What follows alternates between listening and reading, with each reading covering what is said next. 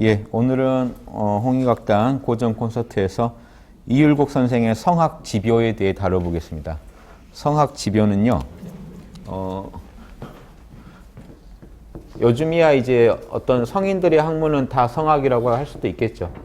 예, 성학, 성인의 학문이니까 이제 조선시대는 뭐였겠습니까? 유학입니다. 조선시대에 이제 불교나 도교를 좀 더 아래로 보잖아요. 유교 입장에서. 그래서 성학, 그리고요, 예, 모을집자입니다. 편집하다 모을집자. 요점만. 성학에 대해서 요점만 모을집자입니다. 모으다. 예, 되시죠? 성학의 제일 요점만 모았습니다. 아, 이것까지 말씀드리면, 율곡 선생이 이걸 이제 홍문관에서 이제 그 대제학 이렇게 하실 때 쓰신 건데, 선조한테 관료로 일하실 때 바친 거예요. 임금님한테 정치할 때 제발 좀 참고하십시오 해서 우리가 고전 콘서트에서 대학을 한번 했었습니다. 예. 대학이 그런 내용을 담은 책이었죠. 경물치지, 성의정심, 수신제가, 치국평천하. 왕이요, 자신의 마음부터 먼저 숙이 자신의 마음을 닦아서 치인, 밖으로 이제 남들을 다스리는. 그래서 경물치지라고 할게요. 격치.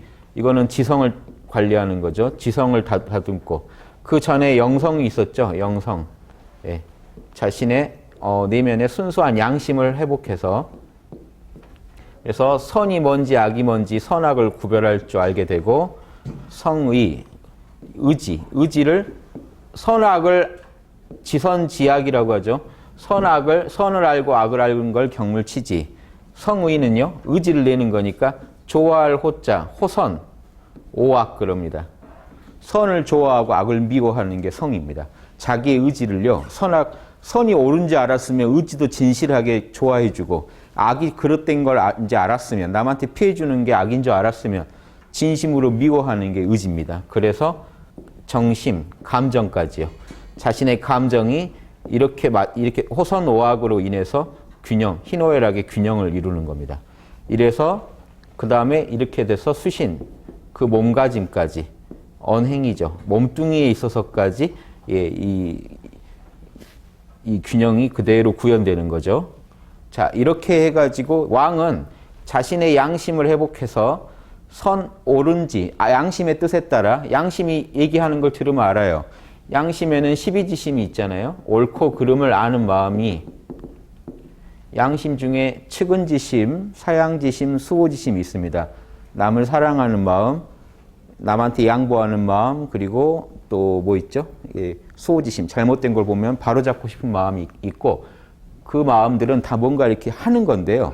지적으로 옳고 그름을 판단하는 마음이 있어요. 이걸 우리가 지금 요즘 이성이라고 하는 겁니다. 양심에는 이성이 있어요. 옳고 그름을 판단할 수 있어요. 누구라도 1 더하기 1이 2인 줄 아시면 여러분 12지심 충분하셔요. 그 12지심이면 여러분 성인 되는데 조금 더 부족한 게 없습니다. 그 12지심을 확충하냐 못하냐지 12지심이 있냐 없냐의 문제는 아니에요. 예, 아시겠죠? 그 이성을 써가지고 선이 뭔지 악이 뭔지를 알고, 선을 좋아하고 악을 미워해가지고 실제 자기 마음에서, 그러면 선을 택하고 악을 안 하겠죠. 실제로 늘 선을 이루면 마음이 균형을 이루겠죠. 그게 감정 차원에서 언행, 밖으로 보이는 언행 차원까지도 다 수기의 문제입니다. 대학에서는요, 리더는 수기는 이렇게 해가지고, 치인은요, 첫 번째 자신의 제가, 가정을 다스리고, 그 다음에 치국, 자신이 속한 사회인데 이제 치국이 예전이면 제후국단이에요. 그 다음에 평천하, 천하 전체, 제후국을 넘어서서, 요즘 같으면 제가, 치국이, 우리나라 안에서는 조선시대는 이 치국이 지자체에 해당돼요. 지방입니다. 그 다음에 평천하가 우리 한 나라. 아니면 이 치국이 요즘은 이제 전 세계 지구촌 시대에서는 치국이 자기 나라, 평천하는 전 세계를 가르칠 수도 있겠죠. 요거는 뭐 자유롭게 보시면 됩니다. 예. 이게 대학이죠. 율곡 선생이 성학지별 쓸 때 아예 이 얘기를 해요. 선조한테. 대학을 보시면 되는데, 대학 책이 너무 간략해가지고 임금이 참고하기에 부족해요. 대학 원문만 이걸 다 뽑으면 A4 한 장밖에 안 돼요. 그러니까 율곡 선생이 어떤 이제 책을 만들고 싶었냐면, 대학의 이 순서를 그대로 따르되, 여기에다가 역대 사서 삼경 중에, 그리고 역대 유명한 철학자들의 글 중에 경물치에 해당되는 거를 잔뜩 뽑아놓고, 성의에 해당되는 걸 잔뜩 뽑아놓고 이렇게 넣어놓으면 요 순서로 읽으면서 임금이 그 조목들이 이 순서로 나가요. 자기가 필요한 조목을 읽을 때 거기에 사서삼경이 다 뽑아져 있는 겁니다. 그러니까 여러분이 성악집의 한 권을 보시면요, 유학의 전체를 보실 수가 있어요. 이 구조로. 대학의 이 책꽂이에 사서삼경을요, 해당되는 내용들을 찢어가지고 넣었다고 보시면 돼요. 이렇게 만든 책이니까 이건 임금 보라고 만든 거지만 지금은 여러분이 보셔야죠. 특히 민주사회에서는 백성들이 이걸 알고 있어야 됩니다. 이 성악을 알아야 돼요. 이해되시죠? 이런 학문, 이런 책이라는 것만 아시고요. 그리고 한번 볼게요. 그러면 안 봐도 아시겠지만 이쪽 부분 얘기가 한참 나가겠죠. 이쪽 얘기는 제가 다 못 실었어요. 양이 너무 많아서 제가 이번에 이 조선선비 이 성악지교를 하게 된 거는 국가 경영의 어떤 철학을 듣고 싶었던 거잖아요. 이 앞부분의 얘기는 대학이나 주자의 공부법, 명상법에서 선비들의 공부법에서 충분히 다른 것 같아요. 예, 거경, 국리, 역행, 깨어있음, 영성을 어떻게 회복할 건지, 선악을 어떻게 판단할 건지, 선악을 어떻게 실천할 건지, 이런 문제는 제가 그동안 다른 고전 콘서트에 많이 다룬 것 같아서 좋은 글이 너무 많은데도요, 율곡 선생의 글이 그 선조한테 팁을 주는 게 많이 뺐고요. 가장 그 핵심이 되는 요것만 좀 넣어봤습니다. 결국 이게 뭐 하자는 거죠? 양심을 회복하자는 거죠. 예, 이걸 크게 이렇게 보실 줄 알아야 됩니다. 안목을. 결국 이건 뭐냐? 사람 마음이 욕심이 있죠. 욕심이 있는데 안에 양심이 있단 말입니다. 그래서 이 양심은 하느님이 전지전능하듯이 양심은요, 양지양능해요. 맹자가 한 말입니다. 양심은요, 안 배워도 알고 있고 우주의 선악을 안 배워도 알아요. 양능, 선을 하고 악을 안 할 수 있는 힘이 원래 있어요. 이거 있다는 거 믿기세요? 여러분 안에 원래 있어요. 그러니까 여러분이 불쌍한 사람을 보면 불쌍하는 게 옳다라고 판단하시고 불쌍해 해버려요. 시비지심으로 판단하고 측은지심으로 불쌍해 해버리고 누군가가 불쌍한 사람을 그냥 못 본 채 지나치면 수호지심을 써가지고 화를 내고요. 자기라도 직접 나서야겠다고 해서 나서서 혹시 피해를 보더라도 나서게 됩니다. 자기가. 요 힘은 욕심으로는 설명이 안 되죠. 여러분 안에 선이 뭔지 악이 뭔지 분명히 알고 있고 이걸 부정할 수가 없어서 그냥 못 참겠다고 실천해버리는 그 능력도 있다라는 걸 아셔야 돼요. 다만 욕심으로 늘 가려져 있죠. 이 욕심을 둘러 나누면 욕심의 세계를 기질의 세계라고 합니다. 거기 그림 보세요. 그림을 제가 간단하게 설명드릴게요. 요거 지난번 태계 선생 할 때도 제가 설명드렸는데 성악식도 할 때도요. 그 전에도 많이 드렸죠. 자, 이 기적인 측면, 양 에너지, 요거는 맑고 가벼운 에너지고요. 요거는 탁하고 좀 더 무거운 에너지를 상징합니다. 그래서 이 기는 지적인 측면을 나타내고요. 여러분 마음의 실천적인 측면은 좀 더 무거운 에너지가. 안다라는 거는 우리가 지적 판단만 하지 행위를 안 하죠. 좀 더 맑은 에너지를 배당하고요. 실천을 하는 이는 뭔가 땅에서 뭔가를 이루어야 되잖아요. 좀 더 땅적인 에너지를 우리 마음에서 두 에너지를 가르는 겁니다. 그래서 여러분의 기질의 상태가 어떠냐면요. 보십시오. 자, 양심은 양지양능이 원래 하니까 양심이 이미 선악을 판단했겠죠. 어떤 일에 딱 부딪혔는데요. 아, 이 일은 옳지 않아라고 양심이 이미 판단했어요. 그런데 그게 그대로 투명하게 내 욕심이 그 마음에 반대 안 하는 기운이 있을 거고 반대하는 기운도 있겠죠. 자, 기가 맑을 수도 있고 기가 탁할 수도 있습니다. 기가 탁하면요. 선악이 이미 양심은 옳고 그름이 뭐라고 얘기했는데 양심의 소리를 안 들어요. 나오면서 혼돈이 와가지고 선악을 모르겠다로 결론이 이렇게 나버려요. 반드시 양심은 욕심을 거쳐서 표현됩니다. 우리 욕심이 정화가 돼 있지 않으면요. 다 틀어버려요. 그래서 우리가 흔히 무슨 말 하죠? 이 양지가 우리가 말한 철학에서 말한 이성인데 이성은 욕망의 시녀다 이런 말 많이 합니다. 왜냐면요. 이성이 평소에 뭘 하냐면요. 욕망이 이렇게 탁한 마음에서 이성은 어떤 작용을 하냐면 합리화만 해줘요. 자기 욕망을 합리화하는 데도 이용돼요. 이성이 원래 그런 기능이 있는 게 아닌데 욕심이 많다 보니까요. 선악을 다 틀어버려요. 자기가. 그래서 욕심에 의해서 왜곡된 이성을 흔히 우리가 느끼는 이성은요. 욕심에 왜곡돼 있어요. 그래서 내가 이성적으로 생각하는 것 같지만 들어보면 다 자기 합리화하고 저 물건을 갖고 싶어요. 그러니까 뭔 생각을 합니까? 어떻게든 저걸 사야 하는 명분을 계속 생각해가지고 자기를 설득시키려고. 이런 것만 봐도 우리가 양심이 있다는 것도 알 수 있어요. 그냥 사면 될 일을 막 자기가 자기를 설득하고 있는 건 뭘까요? 찔리니까 계속 설명하는 겁니다. 찔리니까 제발 자기가 자기를 설득시켜야 돼요. 남이 뭐라고 하니까 괜히 찔리니까요. 아니야, 이거 비싸지만 하나를 사서 오래 쓰는 게 이게 싼 거를 여러 개 사는 것보다 나아. 뭐 이게 물어보지도 않았는데 막 이런 말 한다. 찔려서 그래요. 그렇죠? 자기 안에는 이미 소리가 들렸는데 욕심이 그걸 왜곡시키려니까 자꾸 합리화되는데 이건 그 동원되는 그 이성은요. 이미 왜곡된 여기를 거치면서 왜곡된 이성을 우리가 느끼니까 그래요. 그러면 왜 이성한테 힘을 주려면 어떻게 하시면 되겠습니까? 몰라라고 하시면 돼요. 내 이름도 몰라 하고 나란 욕망 자체를 잠시 넣고 계시면요. 이성 기능이 탁월해질 수밖에 없겠죠. 그때 이성의 소리를 들으시면요. 명확한 얘기를 합니다. 제가 항상 얘기하는 사단 분석을 하시면 여러분이 선인지 악인지 아는 거는 간단해요. 사단만 따져보시면 돼요. 그거 남의 입장 배려한 거야? 내가 상대방이라도 수긍할 얘기야? 라고 한번 물어보시고 남한테 혹시 그러면 내가 상대방이라면 뭔가 피해봤다고 느끼지 않겠어? 라고 한번 의 물어보시고 방금 사랑, 내가 그 사람이라면 내가 남한테 피해준 건 없어? 예, 무례하진 혹시 않았어? 지, 정말 이거는 판단이 내가 봐도 100% 옳은 판단 같아? 자명해? 찜찜한 의심스러운 거 없어? 라고 이렇게 네 가지를 물어보시면 선악이 선명한데 이렇게 사단을 왜 분석할까요? 여러분 욕심이 너무 움직이고 있기 때문에 몰라 해가지고요. 몰라 하면 마음이 안으로 들어가요. 욕망을 잠시 잊으니까. 그때 이 에고를 어떻게 관리하느냐? 사단을 써가지고 이 에고를 갖다가 관리하면 욕망도요. 사단을 자꾸 얘기하면 욕망도 더 말을 못해요. 너무 명백하게 그게 맞다라는 거를 에고도 인정 안 할 수가 없게 만드는 겁니다. 이 두 작업을 하셔야 돼요. 몰라 해가지고 깨어나신 뒤에 사단 분석을 하시면요. 고요한 중에 이렇게 따져보신다고 해서 정력법이라고 합니다. 이거를. 먼저 몰라 하면요. 고요함으로 들어간 다음에 사단을 따져보시죠. 려. 그래서 이게 대학에서 나온 얘기입니다. 정려를 해야만 답을 얻을 수가 있다. 먼저 몰라를 한 뒤에 그 다음에 사단을 조목조목 따져보시면요. 답을 선명하게 얻을 수가 있어요.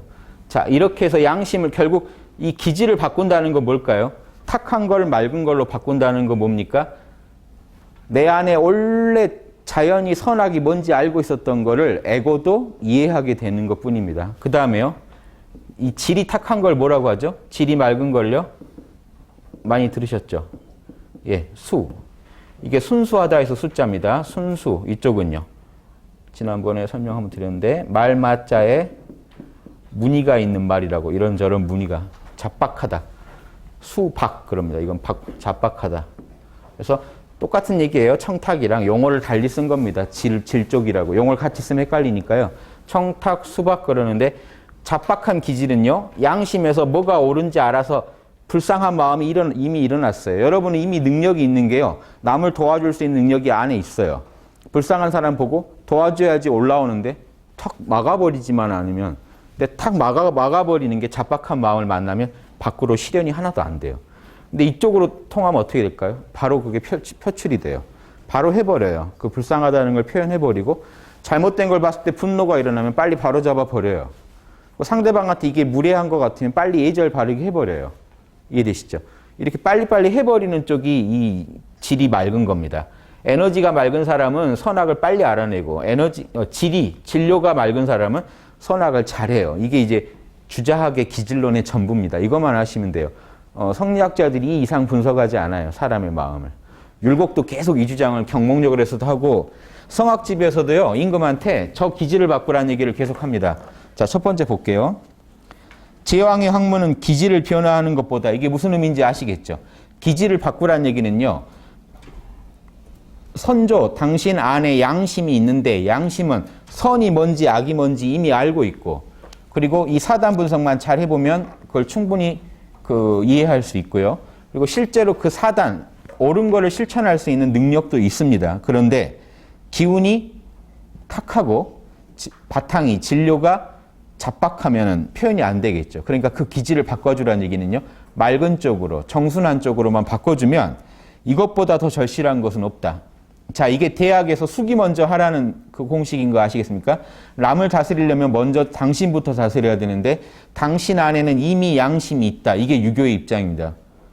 억지로 기질을 변화한다고 해가지고 만들어내는 게 아니에요. 원래 있는 양심이 드러나게만 해주면 돼요. 그 방해되는 것만 치워주면 됩니다.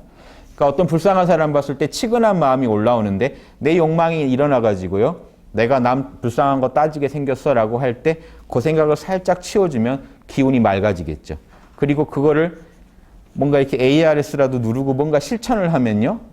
진료가 맑아져요. 그러니까 여러분이요. 선악을 분명히 사단 분석을 통해 정확히 판단해가지고 에고가 인가를 해주고요. 여러분의 자아가 맞다라고 같이 양심에 호응해주고 양심이 원하는 대로 같이 실천해줘 버리면요. 기질은 이미 바뀐 겁니다.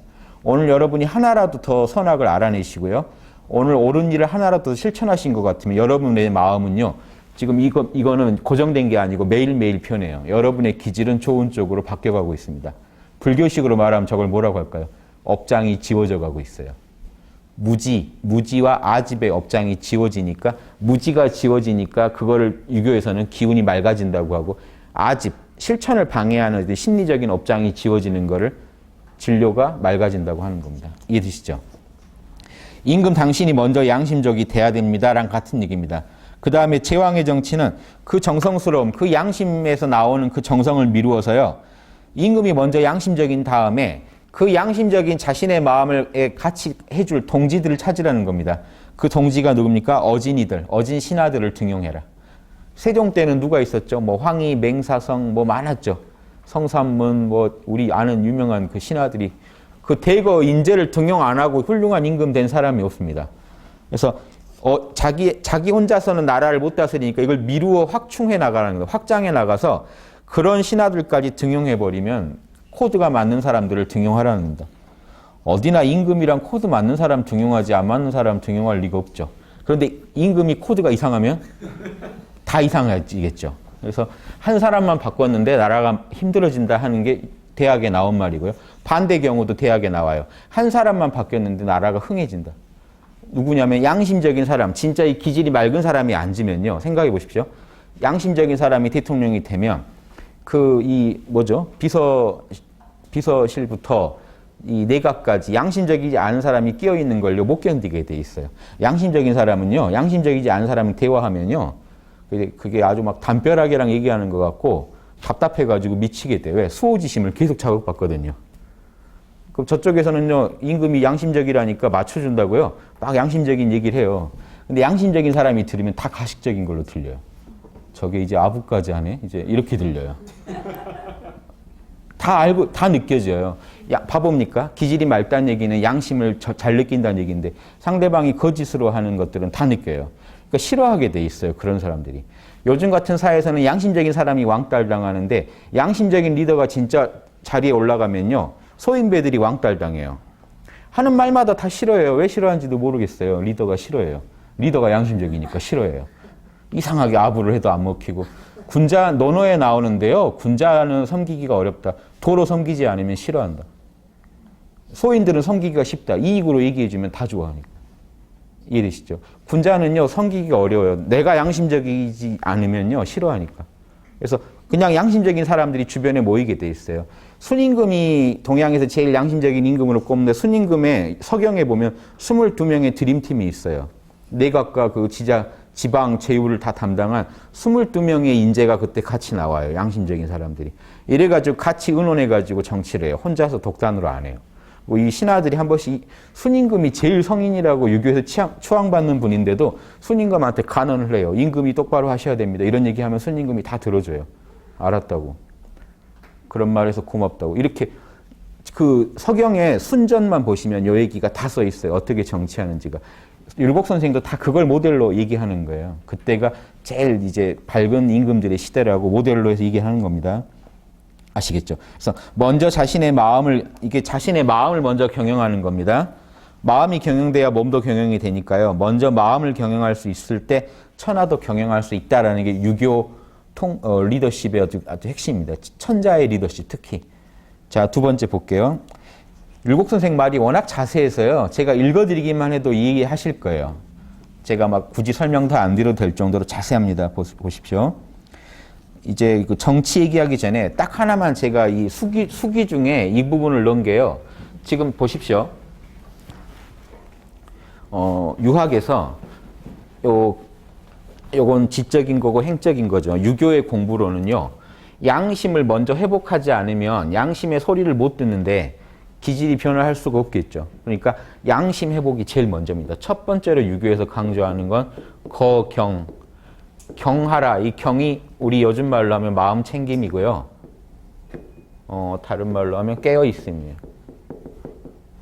뭡니까? 욕망에 빠져 있지 않고 정신이 순수한 본래의 정신 상태로 돌아갑니다.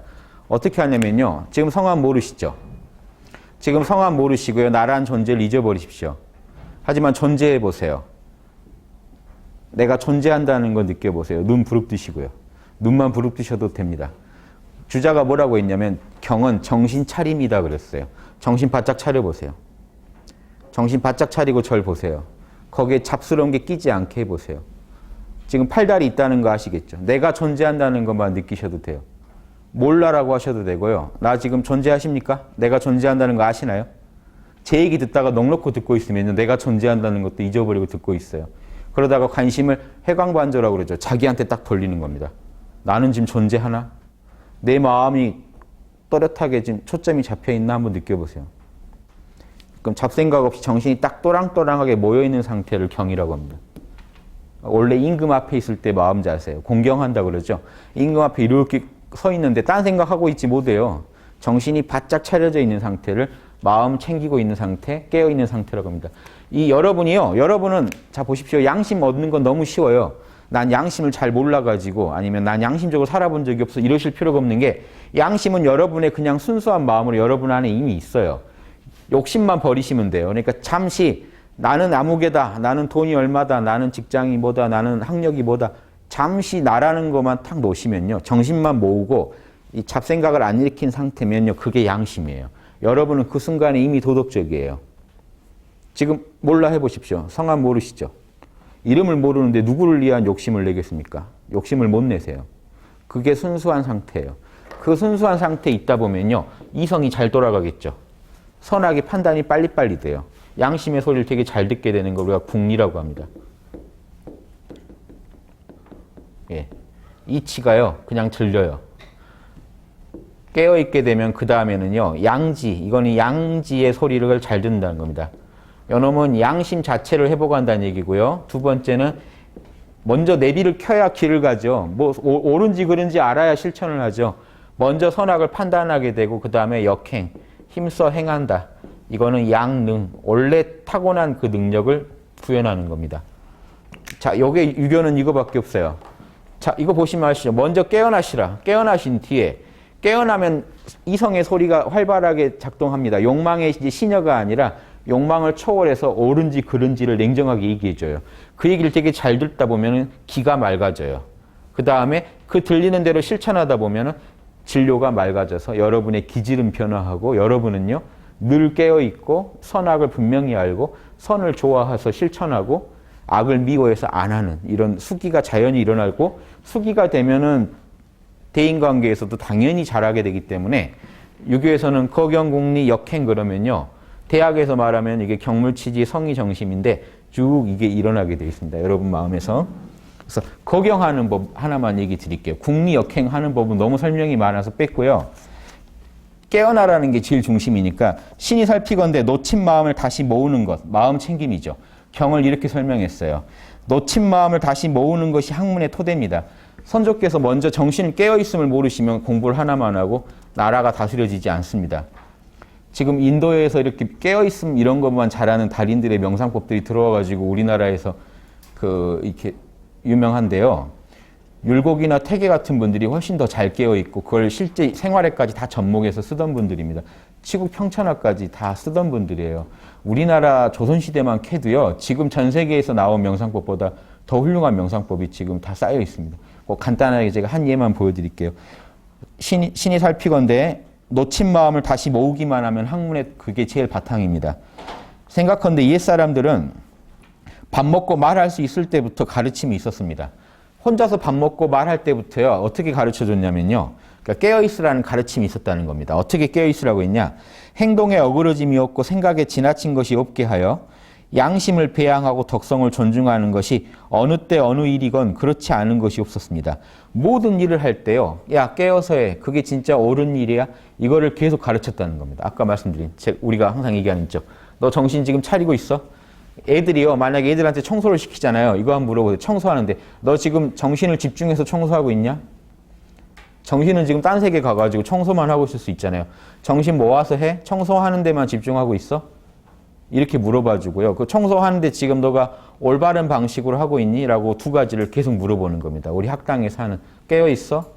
자명해? 라고 계속 물어봐 주니까 늘 깨어있을 수밖에 없고 자신의 행동에 대해서 당당하지 않으면은요 문제가 생기니까 당당함을 늘 추구하게 돼 있다는 겁니다. 그래서 경물치지 공부도 여기에 의거해야만 머물 수 있다. 선이 뭔지 악이 뭔지 판단하는 이 지적인 작업도요 깨어있지 않은 사람한테는 일어날 수가 없다. 이제 젊어서 이런 공부를 전혀 안 하고 있다가 지름길로 깨어있으면 전혀 안 하고요. 그냥 내가 과거도 합격하고 싶고 지식도 자랑해야 이제 나라에서 인정해 주니까 그냥 자랑하기 위해 욕심적인 학문을 하려고 하면요. 그렇게 학문을 하려고 하니까 마음이 혼란하고 요동하며 행동거지가 지나치거나 어긋나서 행동거지가 전혀 양심에 맞질 않아요. 양심은 없이 그냥 학문만 하려고 하니까요. 지금 저기서 보시면 거기형 없이 바로 국리만 하면요. IQ 좋은 사람이 국리는 잘하겠죠. IQ는 되게 좋은데 영성지능은 형편없는 사람들이 나와서 그 좋은 머리로 뭐 하냐면 사기를 치고 남한테 피해를 주게 됩니다. 이 선조한테 이게 전체적으로 읽어보시다 보면 알겠지만 선조한테 신랄하게 얘기해요. 시작부터요. 선조는 정말 자질이 좋습니다. 막 칭찬하다가요. 그런데 이것만 조심하십시오 하면서 한 페이지를 계속 공격해요. 잘난 체하고 혼자서 뭐 해보려고 하고 신하들 무시하고 쭉 까버립니다. 이런 얘기를 할 수 있는 문화라는 게요. 재밌어요. 그걸 공식적으로 글 써서 서문에다가 글 써서 올렸는데 선조가 뭐 벌 안 내린 것만 해도 당시에는 그 정도 교감은 있었던 거죠. 그러니까 그 문화가요. 요즘에서 본받을 것도 많아요. 여기 보면은 하해야 같은 성은이 막 이런 얘기는요. 꼭 해주면서 그 다음에 신랄한 얘기가 같이 꼭 들어가요. 지금 여기도 지금 선조 당신 지금 문제가 많다라는 걸 전제하고 서문에서 하도 신랄하게 까요. 그러고 이제 얘기가 되는 겁니다. 당신같이 그렇게 공부하면요. 공부를 하는 듯 마는 듯 해서 절대로 성공할 도리가 없다. 이렇게 얘기를 하는 겁니다. 돌려서 얘기하는 거지. 지금 깨어있음을 전혀 안 하고 바로 국리만 좀 머리 좀 있다고요. 사서성경 좀 외워가지고 대충 할 수 있는 학문이 아니다라고 하는 겁니다. 과거 공부하듯이 이거 해서 할 수 있는 게 아니다. 예, 당시는 재밌는 게 과거의 교재가 사서삼경이죠. 그러니까 당시에는요. 두 가지 지식인이 존재해요. IQ가 좋아서 사서삼경을 둘둘 외워가지고 고시 합격한 해가지고 높은 벼슬 간 지식인이 있고 그걸로 진짜 거기 말대로 해보려는 지식인이 있고요. 예, 이 후자가 군자겠죠. 그래서 율곡이나 이런 분들은요. IQ가 좋아서 과거도 9번 뭐 합격하고 그러면서 이 공부도 잘하는 이런 특수 케이스들이고요. 대개는요. 과거 하려다 보니까 힘드니까 과거를 포기하고 지방에서 그냥 대학자로 이름 남긴 분들도 많아요. 이해되시죠? 이 둘 중에 하나를 택해야 돼서 그래요. 여러분 사시 공부한다는데요. 누가 법을요 꼼꼼히 법의 원리도 연구하고 막 진짜 이 법이 옳은 걸까 연구하고 있으면 야 그러려면 대학원 가라는 말을 하죠. 왜 사시를 보냐. 예. 그러니까 고시는 고시 스타일의 공부가 필요하잖아요. 그러니까 사서삼경도 고시 스타일로 하는 공부랑 진짜 파보는 스타일이랑 틀려요. 그래서 이 두 개를 다 하려면 영성도 좋고 IQ도 좋아야겠죠. 보통 우리가 흔히 하는 말로. 율곡 같은 경우는 이제 그런 케이스인데 그런데 영성 무시하고 그렇게 했다가는 안 된다 이 얘기를 율곡도 하는 겁니다. 선현들은 바로 정자를 가르쳤다. 그래서 여기 앉아가지고요. 지금 여러분 잘 하시는 거죠. 들이쉬고 내쉬는 숨을 바라본다든가 내 팔다리는 정확히 있나 하고 자기 몸을 관찰한다든가 몰라 하고 모든 걸 내려놓고 존재하면요. 양심이 살아나겠죠. 그렇게 하고 평소에도 구용으로 몸을 챙기게 했다. 구용이 잘못해서 한다는 게 하나 더 뒤에 있는데요. 3페이지 보실래요? 소학이나 경목요결에 나옵니다. 구용. 9가지 여러분이 갖춰야 할 용모인데 어렸을 때부터 이걸 체크해줘요. 이게 다 마음 챙김입니다. 여러분한테 제가 요구해 볼게요. 지금 발은 무거우신가요? 발은 묵직하게 두십니까? 발 가볍게 두시지 마시라는 겁니다. 손은 공손하신가요? 손 모양은? 눈 모양은 단정하신가요? 지금? 예. 그 이웃 사람인가 영화 보면 눈 착하게 떠라 하고 깡패가 이렇게 너 눈 착하게 뜨고 다녀 막 이런 말 하는데 눈은 단정하게 뜨셔야 됩니다.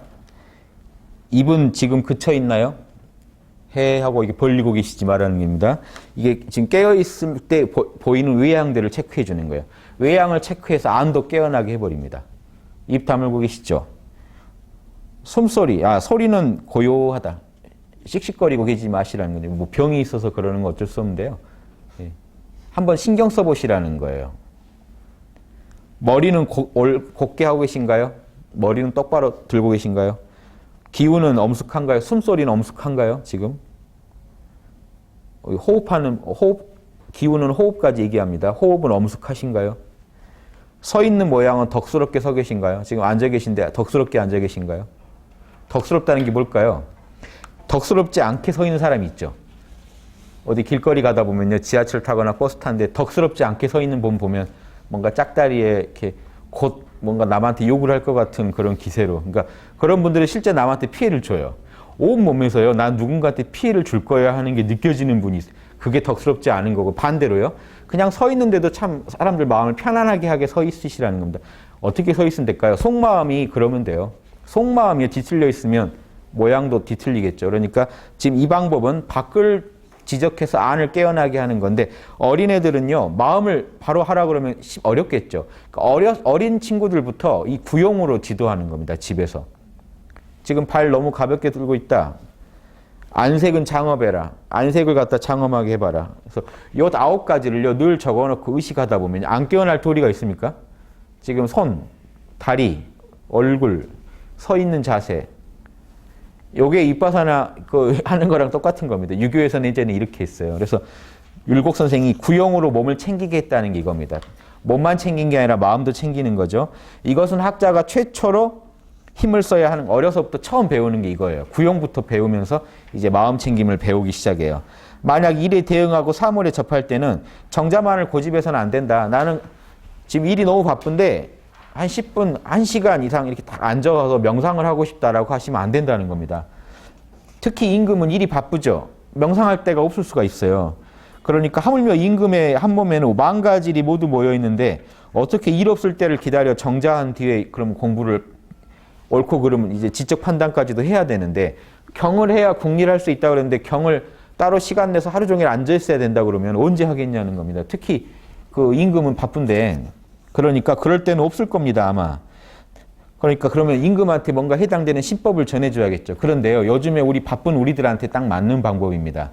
학당에서 지금 10분 명상 말씀드리고 또 더 간단하게 말씀드린 게 뭡니까? 10분 명상도 시간 날 때 하시는 거고요. 10분 이상 시간이. 평소에 어떻게 하셔야 되나요? 몰라. 자꾸 몰라 하셔야 돼요. 마음을 계속 리셋을 시키셔야 돼요. 반대로 몰라 아니면요, 이것도 좋아요. 나 아니면 지금 여기. 정신을 지금 여기로 모아보는 겁니다. 지금 하고 해보세요. 지금 여기. 지금. 정신이 딱 모이신가요? 과거는 없고 미래는 아직 오지 않았습니다. 지금에 집중하시고 잡념에 끄달리지 마시고 지금 이 순간에 또다시 정신 한 번씩 모아보세요. 몰라 해도 모이고요. 나라고만 해도 모입니다. 나에 집중이 돼요. 나. 아니면 지금. 뭐 방법은 많습니다. 자신의 호흡을 보는 것도 지금 이 순간에 일어나는 호흡을 보는 것도 요령입니다. 율곡은 뭐라고 가르쳐줬을까요? 헌호제라는 이 원나라 때 유명한 유학자가 있는데 그분처럼 비록 10,000만 사람이 있더라도 항상 자신이 있다는 걸 알아차려야 됩니다. 임금한테 이렇게라도 하시라고 그랬어요. 임금 선조더러 깨어있고 싶으시면요. 지금 여러분 존재하시는 거 느끼세요? 수십만 명이 모여있는 중에도 내가 있다라는 거에 더 집중하실 수 있나요? 내가 존재한다는 거에. 그럼 깨어 계실 수 있어요. 이렇게 친절한 팁을 드린 겁니다.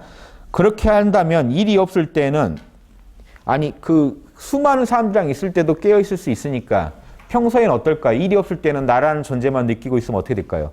뿅 가버리죠. 아무 잡념도 없는 순수한 상태에 들어가죠. 우리가 그동안 계속 얘기했다는 그 경은 경인데 희노애락이 없을 때의 경이 있죠. 깊은 산매 상태에 들어갑니다. 그래서 일이 없을 때는 텅 비고 고요히 하여 그 본체를 배양할 수 있으며 참 이 양심을 배양할 수 있고요. 일이 있을 때는 밝게 비추어 살펴서 일이 생길 때는요. 욕심과 양심이 탁 움직일 때는요. 욕심을 늘 양심으로 눌러버릴 수 있는 힘이 생깁니다. 그래서 이 양심 사단 분석을 하셔가지고 양심으로 욕심을 누를 수 있는 그 깨어있음이 일어납니다. 그래서 일이 없을 때의 깨어있음 많이 말씀드렸죠. 일이 없을 때의 깨어있음. 보십시오. 일이 없을 때 깨어있으면 양심 자체만 집중하는 겁니다. 몰라 해가지고 순수한 존재 상태로만 존재하는 거고요. 일이 생길 때는요, 지적 판단도 잘하고 욕심의 작용을 막아가지고 선을 판단하고 선을 실천하는데 마음을 내가 깨워서 관리하는 겁니다. 요거를 우리 마음의 주인이 된다고 그랬고, 요거를 잘 경영한다고 그랬죠. 예, 자신의 마음의 주인이 돼서 잘 경영하려면요, 욕심을 이겨낼 정도로, 즉 욕심이 강력하게 일어날 때 몰라 해가지고 자신의 마음을 순수한 상태로 유지할 수 있어야 됩니다. 그래야 그 욕심을 이겨낼 힘이 생겨요. 그러니까 일이 생겼을 때는 밝게 비추어 살펴서 그게 욕심이면 바로 잡아버려요. 그 바르게 작용을 시킬 마음을 할 수가 있습니다. 성인의 학문의 근본은 여기에서 확립됩니다. 이게 답니다. 성인의 학문은요, 여러분이 정확히 깨어있기만 해도 일이 없을 때는 혼자서 아무 생각이 없는 중에 깨어있는 상태를 유지하실 수 있고, 일이 생기면요, 그게 양심인지 욕심인지 판단해서 양심으로 욕심을 누를 수 있는 힘이 생깁니다. 이게 성인의 학문은 이것뿐입니다.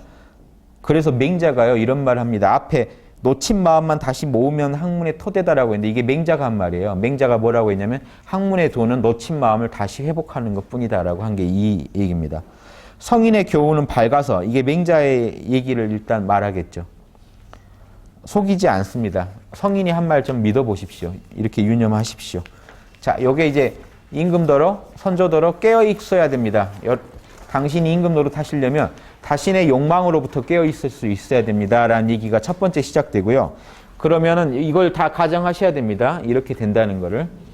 깨어 있게 되면 선악을 분명하게 이성적으로 따질 수 있고, 선을 실천하고 악을 막을 수 있는 힘이 생깁니다. 여기서 한번 생각해 보실게요. 옛날 분들이 이렇게 선악 하냐. 요즘 분들은요, 선악 그러면요, 하도 이런 얘기 많이 드셨죠. 선악을 따지지 마라. 그거 다 분별심이다. 그런 말 하는 게 이상한 말입니다. 분별심이에요. 선은 자명하게, 우리 양심이요, 선은 자명하게 우주랑 조화를 이루는 걸 선이라고 하기 때문에 조화를 이룬다라고 하고요. 조화를 깨면 조화를 깬다고 얘기를 해요. 양심이 하는 소리예요. 그거를 가지고 정확히 듣는 걸 우리가 선악이라고 합니다. 그러니까 분별심이라고 할 때는요, 양심의 소리는 전혀 안 들리고 나 혼자서 이게 선이야 악이야 혼자 따져보는 걸 분별심이라고 합니다. 에고의 혼자 소리지 전혀 우주의 소리가 아닌 소리. 근데 지혜라고 할 때는요, 우주에서 들리는 소리, 양심이 하는 소리는요, 선 있고 악이 있어요. 1 더하기 1은 2죠. 이게 선이에요. 요거는 깔끔하죠. 1 더하기 1은 3입니다. 요게 악이에요. 찜찜한 판단이에요. 예, 우주는요, 너무 당연하게 맞고 틀린 걸 여러분은 계속 판단하시는데, 이걸 잘 하시는 게 성인인데, 분별심이야. 좋고 나쁨을 따지면 안 돼. 그럼 바보가 됩니다. 지혜로운 이가 아니고 바보가 돼요. 눈앞에 있는 선악도 몰라요. 구분을 못 해요. 요건 파란 거, 요거 두 개가 같습니까? 다릅니까? 분별심 부리지 마라.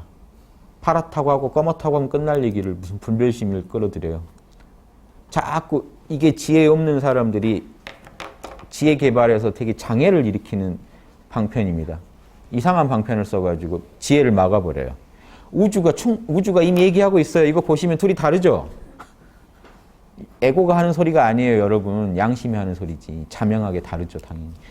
그래서 자명하게 양심에서 올라온 소리를 정확히 듣는 귀를 갖추는 게 중요한데, 그래서 예수님이 항상 얘기하죠. 귀 있는 자 들어라. 귀가 없어요. 귀는 달렸는데요, 딴 생각하느라 못 들어요, 자기가. 그래서 선명하게 하나님이 하는 소리를 못 들으니까 귀가 없다고 하는 거지. 이 귀가 왜 없나요? 자기 욕망에 빠져서 왜곡되게 듣고 있다는 겁니다. 몰라 하시고 선명히 들으시면요, 맞는 건 맞고 아닌 건 아닙니다. 성경에 이런 말이 나와요. 예할 건 예하고 아니오할 건 아니오해라. 그 외에는 다 악에서 나온 소리다. 예수님이 한 말입니다. 예할 건 예하면 끝나요. 그런데 예할 걸 예 아니오도 따지면 안 되지 않나, 막 이런 소리를 하고 계시면요, 그 외에는 다 악에서 나온 소리. 무지의 소리고 악의 소리입니다. 그래서 맞는지 틀린지 분명히 가르쳐야 돼요. 왜냐? 여러분이 인간적으로 훌륭한 삶을 사시려면요, 성악지배도 나라 잘 다스리자는 건데, 여러분이 누군가한테 리더 역할을 되게 잘해주길 요구하면서 자기는 자기 몸 하나를 리드할 그런 힘이 없다면요, 이루어지겠습니까? 맞질 않죠. 자기 몸을 리드한다는 건 첫 번째로 내비를 켜야 되는데, 여러분이 운전하시려면 옳은 길인지 틀린 길인지도 모른다 그러면 이미 운전은 그른 겁니다. 선악을 못 따지신다면 운전은 그른 거예요. 하늘이 인간한테 준 최고의 재능이 이성이에요. 양심을 주셨죠. 양심이 할 수 있는 최고의 기능이 첫 번째로 선악을 판단할 수 있다는 겁니다. 양심은. 선악 판단 능력이 없다면요. 여기서 이런 얘기를 우리가 하고 있을 필요가 없어요. 제가 아무리 선을 얘기한들 서로 간에 알아먹을 일이 없으니 이런 얘기는 할 필요가 없죠. 이런 얘기를 우리가 하고 있고 듣고 있다는 것 자체가요. 뭐가 옳은지 뭐가 그런지 알고 싶으셔서 그렇고 알아야만 올바른 삶이 펼쳐지니까 알고 오시는 거죠. 그래서 실제로요. 여러분이 하실 수 있는 건 우주에서 별로 없어요. 초능력을 얻으셨다고 해서 우주 마음대로 하시는 분이 없어요. 역대 초능력 얻었다는 분들은 많이 있죠. 이야기로는. 근데 지금 우주가 바뀌었나요? 지구의 삶이? 그분들이 역사책에서 비중 있게 활약하신 경우 본 적 있습니까? 뭐 하늘을 날고 뭘 했다는 분들이요. 이 세계사에서 비중 있게 역사를 바꿀 때 활약하신 분들이 있나요? 없어요. 그런 말만 있지. 역사는 누가 바꿉니까? 선악을 정확히 판단한 분들이 바꾸고 선악 판단 못한 분들이 역사를 망치고요. 선악 판단 바르게 한 분들이 역사를 일으켜요. 세종이 역사를 일으키고 조선을 다른 간신배들이 무너뜨리는 거지 무슨 초능력자가 거기 껴가지고 논 적이 없어요. 역사에. 이해되십니까? 큰일을 한 사람이 없다고요. 그러니까 그게 없어서 문제가 아니고요. 여러분이 하실 수 있는 여러분이 아무리 산을 움직이는 초능력이 있어도 실제 산 움직이는 사람이 있나요? 역사책에 그런 분들이 나오나요? 신화에나 나오지. 뭔 얘기냐면요. 그럴 필요가 없어서 그래요. 하늘이 우리한테 요구하는 건요. 선악을 따지라는 겁니다. 지금 여러분한테 인생에 펼쳐지는 삶은요. 여러분이 의도했건 의도하지 않았건 지금 주어진 거죠. 여러분이 지금 바꿀 수 없어요. 이 자리에 지금 앉아 계신 이 상황을 바꿀 수가 없어요.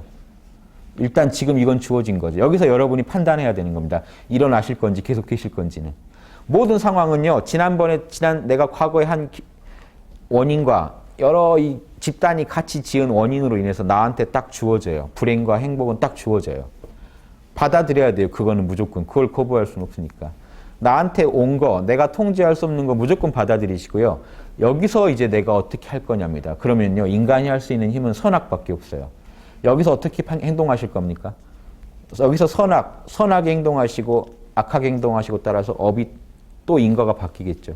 그래서 여러분은요, 여러분이 지은 과거의 행위와 여러 얽힌 원인들로 인해서 결과가 나한테 지금 이 순간 주어지고 지금 이 순간 주어진 결과를요, 받아들이시고 어떻게 판단하실 거냐, 이 순간에. 또 판단을 하셔야 되는데 그 선택이 옳으냐 그르냐밖에 없어요. 여러분은 죽을 때까지 선택을 하시게 돼 있고요. 제가 이건 뭐 예언도 아니죠. 여러분은 돌아가실 때까지 저를 포함해서 우리는 매 순간 선택할 수밖에 없고 그 선택이 바꿀 수 있는 거는요. 내 의지 범위 내에 있는 것만 바꿀 수 있지 남의 거는요. 우리가 어떻게 할 수가 없어요. 그래서 결국 내 문제로 들어와요. 내 마음을 어떻게 쓸 거냐밖에 없다는 겁니다. 죽을 때까지. 남의 마음을 내 뜻대로 되질 않잖아요. 1차적으로는 여러분 마음을 어떻게 쓸 거냐의 문제인데 지금 상황은 이미 주어졌죠. 여러분한테 주어진 상황을 어떻게 선택할 거냐, 판단할 거냐 해서 선악을 못 가르신다. 그러면요. 이거는 그 인생은요. 더 따져볼 필요가 없습니다. 막 사신 거지. 그냥 요행을 바라고 사신 거지. 선을 택했다. 나는 그때 이러해가지고 그 닥친 상황에서 선을 택하고 이렇게 살아왔다. 이런 분을 성인이라고 하고요. 이 택함이 왔다 갔다 했던 분들이 중생이고요. 그냥 이거밖에 없어요. 우주에서는. 제가 이렇게 말씀드리는 거는 선악을 못 가르시면 나머지는 볼 게 없다는 겁니다. 어떤 교주가 어떤 신비한 재주를 부린다. 예, 그건 재주예요. 그분이 선악을 따지실 수 있냐를 못 보셔야 됩니다. 이걸 못 따지시면 나라도 못 다스려요. 지금 이 성악지변은 임금이 선한 판단을 내리시는데 도움 주려고 자료를 다 모아놓은 거에 불과하지 임금더러 초능력 얻으라는 것도 아니고 임금이 노력하면 우주를 다 바꿀 수 있다고 하는 것도 아닙니다. 바꿀 수 없어요. 어떻게 바꿀 수 있습니까? 내가 선한 판단을 함으로 인해서 선한 결과가 오게 할 수 있을 뿐이에요. 그것도 되게 제한된 범위 안에서요. 나는 내 마음만 관리할 수 있으니까요. 그래서 허황된 다른 걸로 허송하지 마시고요. 지금 이 순간 여러분 마음에서요. 선악을 판단하시고 선이면 하고요. 악이면 하지 마세요. 그거밖에는 인간이 할 수 있는 게 없습니다. 우주에. 우주를 바꾸고 싶다. 안 되세요. 선이나 먼저 하세요. 자기 마음을 먼저 선으로 인도하세요. 그러면 우주가 알아서 선해질 겁니다. 내 마음대로 이렇게 하고 싶다. 그렇게 되게 우주가 안 해놨어요. 옆 사람 마음도 못 바꿔요. 지금. 같이 한 입을 덮고 사는 사람 마음도 못 바꿀 겁니다. 마음 정확히 알기나 하시나요? 우리는 서로 마음 정확히 몰라요. 사실은. 다 드러내고 사는 건 아니니까. 그래서 그럼 결국 내 마음에 돌아와요. 밖에 일을 신경 쓸 필요가 없어요. 내가 바꿀 수 없는 영역이 너무 많기 때문에 내 마음대로 할 수 있는 건 내 마음인데 내 마음도 내 말을 안 들어요. 문제는. 여러분 마음도 여러분 말을 안 듣습니다. 오늘부터 이제 내일부터 이제 술 끊기로 했어. 말 들으실까요? 여러분 마음이? 말 안 들어요. 하던 대로 해라고 합니다. 그럼 예 하고 다시 따라가요. 바로. 뭐 군말이 없어요. 내가 그럴 리가 없지. 내가 잠시 꿈을 꿨지. 되게 그렇다고요. 그래서 내 마음부터 경영하시는 법이 깨어 계시면 여러분 마음이 경영이 되는데 그것도 제한적입니다. 모든 게 마음대로 되는 게 아니에요. 여러분 이 기질은요. 이 성리학의 기질론은 바뀔 수 있는 기질론을 말하지 타고난 기질이 다른 거 있죠. 그거 못 바꿔요. 이번 생에 바꿀 시간이 없어요. 그걸 다. 갖고 태어난 기질들이 있죠. 별자리도 다르고 뭐 혈액형 뭐 따지는 법은 뭐 무수하게 많지만 아무튼 우리가 서로 조금씩 기질이 다르다는 거 아시죠? 그 기질을 얘기한 거 아닙니다. 선을 아느냐 모르느냐, 선을 잘하느냐 못하느냐의 기질론이지 이게 요즘 흔히 유행한 애니어그램이나 이런 기질론이 아니에요. 요즘 애니어그램이랑 이걸 접목하면 뭐가 될까요? 애니어그램에서요. 사람의 기질을 9개로 나누는데 그 9개의 기질이 다 상중하가 있대요. 이거는 9개의 기질 안에서 하급인 거를 상급으로 바꾸자는 얘기지 기질을 바꾸자는 얘기 아니에요. 이해되십니까? 그럼 이것만 하시면 거경궁리 역행만 하시면 각자 기질이 다르지만 각자의 기질 안에서 최대한 상급이 되시는 겁니다. 이해되시죠? 그럼 이것만 봐도 인간이 제한돼 있어요. 인간이 마음대로 못 바꿔요. 자기 성격 하나도 사실은 못 바꿔요. 몸뚱이 바꾸실 수 있어요? 몸뚱이 마음대로 안 돼요. 내 가정 마음대로 안 돼요. 뭘 바꿀 수 있나요? 선을 판단하고 악을 판단해가지고 선을 하고 악을 안 할 수 있을 뿐입니다. 요거 꼭 아셔야 됩니다. 왜냐? 인간이 뭘 할 수 있는지 분명히 해놓지 않으면요. 허황된 걸 바라게 되고 공부가 안 되고 나라도 못 다스립니다. 율곡소 선조한테 계속 그 부분을 코치하는 거고요. 올바른 판단하시는 게 인간으로서 최고의 가치 있는 일이라는 얘기를 하시는 겁니다. 좀 더 볼게요. 3번이요. 신이 살피건대 이제 바로 정치 얘기로 들어가요. 수기 얘기는요. 깨어서 늘 올바른 판단을 하시라 정도로 아시고요. 신이 살피건대 임금이 진실로 어진이를 쓰고자 한다면 반드시 소인을 멀리해야 됩니다. 좋은 사람은 못 들었을 망정요. 대학에 나온 말입니다. 소인은 반드시 제거해라. 잡초는 반드시 뽑아야 된다. 이게 그 유교 정치학의 핵심입니다. 어진이 현명한 인재는 못 쓸 망정 소인배들은 바로 뽑아야 돼요. 왜냐면요. 이 소인배들은 사이코패스들이죠. 직장에 사이코패스들이 숨어 있으면요. 그 직장 전체를 초토화시킵니다. 유능한 인재를 다 내몰아요. 진짜 유능한 인재들은 밖으로 다 나가게 하고요. 유능한 척하고 존재해요.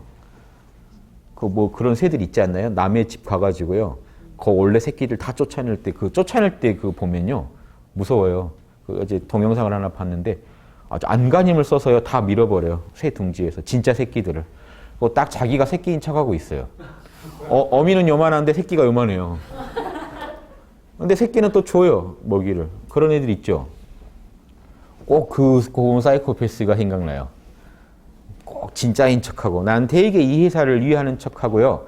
다른 애들을 다 회사에 이해하지 않는다고 다 꼬질러가지고 평소에 계속 무고를 해놓으니까 그 윗사람이요. 평소에 이미 색안경이 다 이제 그 친구가 와서 다 칠하는 거예요. 그 사장 눈에다가. 사장 눈에는 이미 이제 올바르게 안 보이게 될 때쯤에 이제 다 쫓아내는 겁니다. 내가 제일 충성스러운 신하인 마냥. 그러면 그 기업 망하지 않을까요? 이게 나라는 더 하겠죠. 그래서 이제 소인배 얘기를 하는데요. 첫째로 소인 몰아내야 됩니다. 그런 뒤에 임금과 신하가 틈이 없이 그냥 마음이 딱 한 마음이 돼가지고 천하를 다스릴 수가 있습니다. 만약에 악을 미워하는 게 있어서 엄격하지 않아서 소인으로 하여금 남을 헐뜯는 혀를 놀리게 해준다면, 그러니까 악을 반드시 미워해야 돼요. 보십시오. 아까 말씀드렸죠.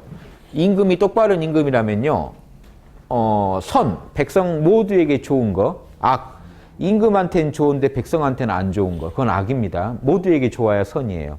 그러니까 임금은 백성의 부모니까 자식한테 좋아야 선이지 자기한테만 좋고 자식은 다 죽는 그 법을 택할 리가 없잖아요. 선악을 분명히 아시고 이거밖에 없어요. 율곡 선생 얘기는 백성의 부모가 돼서 임금이 양심적이라면 백성을 갖다 사랑하고 백성이 좋아하는 걸 해주고 싫어하는 걸 안 해주는데 싫어하는 걸 해주는 걸 악이라고 하고 백성한테 좋은 것만 해주는 걸 선이라고 합니다. 그 다음에 이 실제로 의지를 내서 실천하는 건 뭐냐면 선을 좋아해주고 악을 미워하는 거예요. 실제로요, 악을 되게 미워하지 않으면요, 선을 좋아하는 사람이 아니에요. 이걸 분별심이라고 하실 겁니까? 악을 미워하지 않는 사람은요, 사실은 선을 그렇게 좋아하는 사람이 아니에요. 그러니까 대학에서는요, 악은 아주 심한 악취 미워하듯이 진심으로 미워하고, 선은요, 이성 좋아하듯이 진심으로 좋아하라고 대학에 써 있는 이유가 악을 안 미워한다, 별로. 악도 나의 스승입니다. 이런 말 되게 대화적인 말씀 같죠? 악을 키워주는 소리예요. 그 악이 자라서 또 다른 사람을 해치고 다닙니다. 함부로 용서하시면 안 돼요. 용서는요, 인간적인 용서는 베이스에 늘 깔력이 있으셔야 돼요. 양심적으로. 저 사람도 어쩌다 저렇게 됐을까 충분히 이해하지만 저 사람한테 따끔하게 혼내주는 걸 잊어주시면요, 저 사람의 악이 자라는 걸 내가 도와주는 게 돼서 그 악이 또 다른 사람을 해코지하고 다녀요.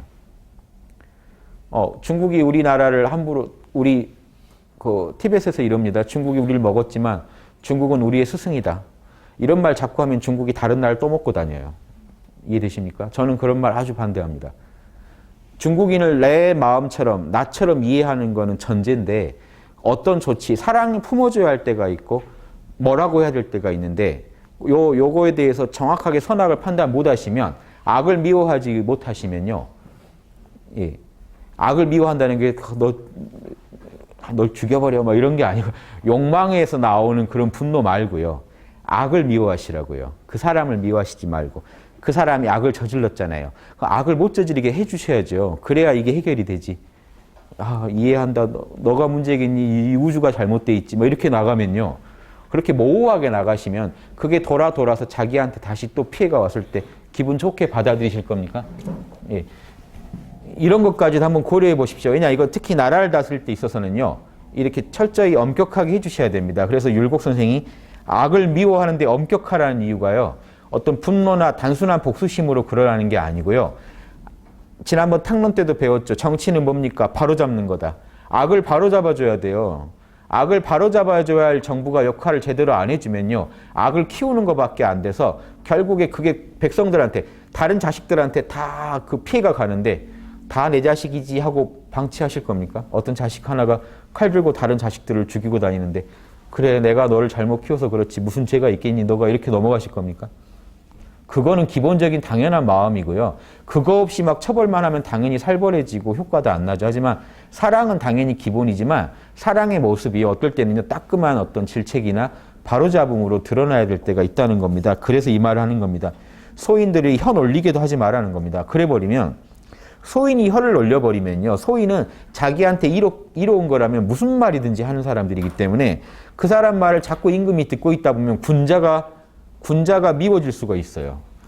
군자가 왜 자꾸 나를 지금, 소인은요, 막, 아, 선조 당신이면 충분히 성군입니다라고 자꾸 얘기를 하는데요, 율곡 같은 군자가 선조 솔직히 당신 너무 이렇게 잘난 체 심합니다 막 이런 말 하면은 이제 이쪽 얘기를 자꾸 듣다 보면 율곡이 이제 안 좋아 보여요. 중종 때 조광조가 처음에 좋은 얘기를 하니까 임금이 좋아했어요. 근데 이제 임금 마음도 흔들려서 문제겠지만 이렇게 간신들 얘기를 자꾸 듣다 보면 조광조가 이상한 사람으로 보이는 거예요. 쟤 뭔데 이렇게 자꾸 와가지고 나한테 힘들게 하지? 사람 불편하게 하지? 이렇게 해가지고 죽여버리고 끝내잖아요. 이거를 지금 율곡 선생님이 경계하는 겁니다. 제발 간신배들 얘기 듣지 마라. 지금 우리나라 똑같죠. 대통령이라는 분이 만약에 주위에 소인들을 끼고 다니면서 자기한테 아첨하는 사람 얘기만 자꾸 듣고 있으면요, 진짜 나라 걱정하는 사람을 미워하게 돼 있어요. 기업도 똑같고요. 진짜 회사 걱정하는 사람은 미워하고요. 자기한테 회장님 뭐 짱, 뭐 킹왕 짱 이렇게 얘기해 주는 사람 말만 듣고 싶은 거잖아요. 임금이 양심이 안 닿게 있으면 이런 일이 일어나죠. 대저 남을 헐뜯는 자는 한번 봐보세요. 소인배들이 묘사를 하는데 요즘 소인배들이랑 한번 보십시오. 남을 잘 헐뜯는 자는요, 염탐을 진짜 잘해요. 귀신같이 저쪽 정보를 캐고 있고요. 100가지로 그 모양을 바꿉니다. 잠 안 자고 염탐해요. 이런 분들은 우리가 귀찮아서라도 그렇게 안 하겠지 할 때 이분을 한 번 더 해요. 보십시오. 자기한테 욕망이 되는 거는요, 잠 안 자고 합니다. 100가지로 모양을 바꿔요. 어떨 때는 무슨 주의자, 어떤 때는 무슨 주의자. 공산주의가 뜨네, 공산주의자로. 자본주의네, 대세가 자본.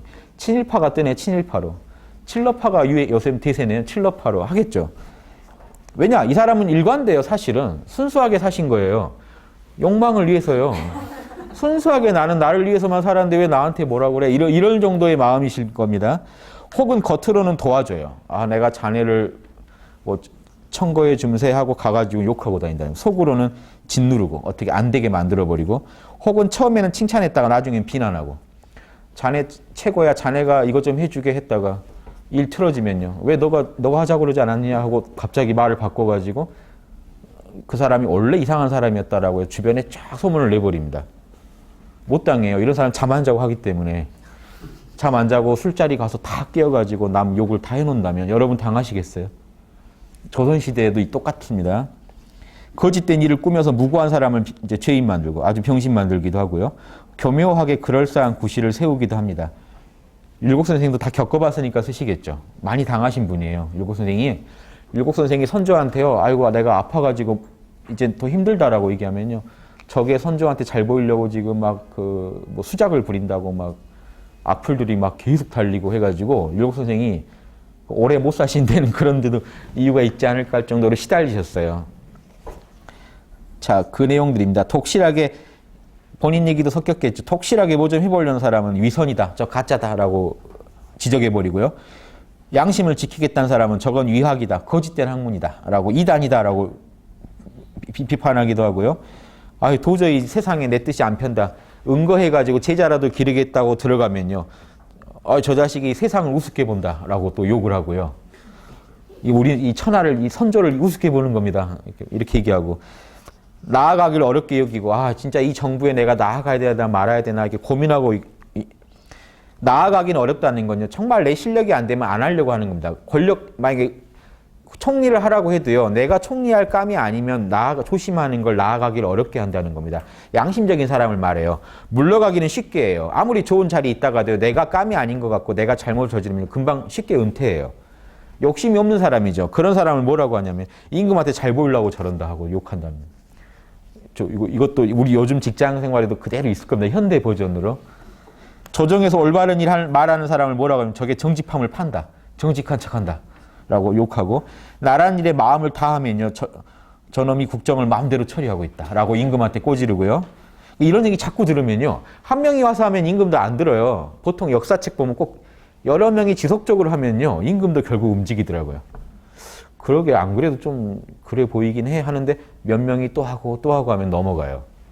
그러니까 이 소인배들은요, 나름의 성공의 역사를 가지고 있기 때문에 쓰면 먹힌다라는 걸 알아요. 웬만한 리더는요, 분명히 여기에 반응합니다. 그러니까 임금부터 정신 차려야죠. 어진이를 청구하고 협력하려고 하면요, 붕당 만들려고 저런다, 자기 사람 끌어들인다라고 욕하고, 묵은 페달을 좀 고치자고 하면 정치를 어지럽게 한다고 욕하고, 선량한 일을 모함하는 술수는 다 열거할 수가 없다, 이걸로도 다 말을 할 수가 없다. 임금께서 만약에 소인배들을 깊이 미워하여 통렬하게 끊지 않으시고 말을 들어줘 버릇하면요, 그래서 함께 그 사람들과 함께 뭔가 정치를 수용해서 하려고 하면 반드시 그 술수에 빠지게 될 거다. 안 당하는 임금들이 없더라, 이 얘기입니다. 마침내 온갖 간신배들이 다 모여들어가지고요, 좋은 자리 생겼다 해가지고 다 오고, 군자들은 어떻게 할까요? 군자들은 멀리 숨어버릴 거다. 다 여기 이 조정은 글렀다고 뜰 거라는 겁니다. 참으로 두렵지 않겠습니까? 요 얘기 재밌죠. 이 소인배들이한테 정부를 갖다가 다 털리게 이렇게 하지 마시라. 임금이 먼저 악을 미워하셔야 돼요. 소인배들을 미워하시지 않으면요, 이런 일이 된다는 겁니다. 곁에 두고 얘기를 간간히 들으시면. 예. 여기까지 하고 10분 쉬고 다시 하겠습니다.